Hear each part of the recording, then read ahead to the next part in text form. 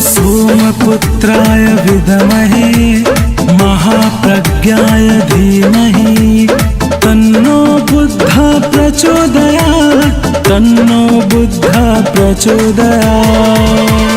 ॐ नमो बुद्धाय ॐ नमो बुद्धाय ॐ नमो बुद्धाय ॐ नमो बुद्धाय।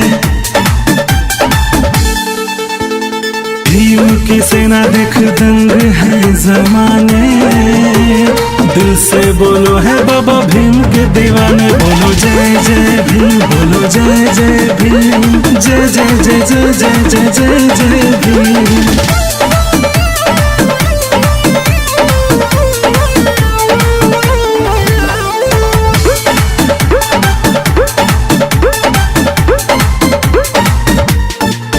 धरती अंबर गूंजेगा जयकारा जब बोलेंगे जय भीम के नारा। नींद खोकर वो सबको जगाए हैं, अपने आंसू गिरा कर हंसाए हैं। सर ऊंचा उठाकर जीना सिखाया मेरे भीम ने, जुल्म के खिलाफ संघर्ष करना सिखाया मेरे भीम ने।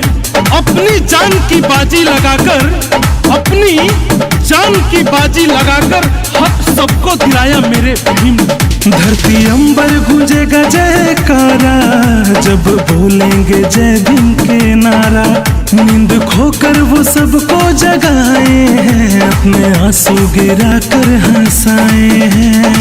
चलो चरनिया में सिर झुकाने, दिल से बोलो है बाबा भीम के दीवाने। बोलो जय जय भीम, बोलो जय जय भीम, जय जय जय जय जय जय जय जय भीम। बोलो जय जय भीम, बोलो जय जय भीम, जय जय जय जय जय जय जय जय भीम।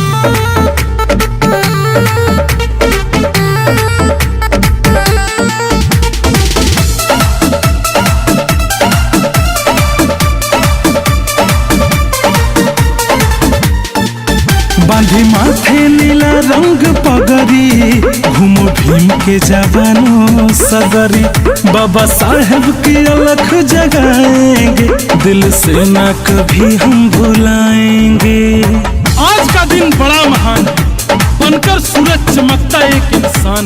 कर गए सबके भले का ऐसा काम, कर गए सबके भले का ऐसा काम, जो देश का बनाए संविधान है। बांधी माथे नीला रंग पगड़ी, घूमो भीम के दीवानों सगरी। बाबा साहेब की अलख जगाएंगे, दिल से ना कभी हम भुलाएंगे। आज है खुशी के फुहार बरसाने, दिल से बोलो है बाबा भीम के दीवाने। बोलो जय जय भीम, बोलो जय जय भीम, जय जय जय जय जय जय जय जय भीम। बोलो जय जय भीम, बोलो जय जय भीम, जय जय जय जय जय जय जय जय भीम।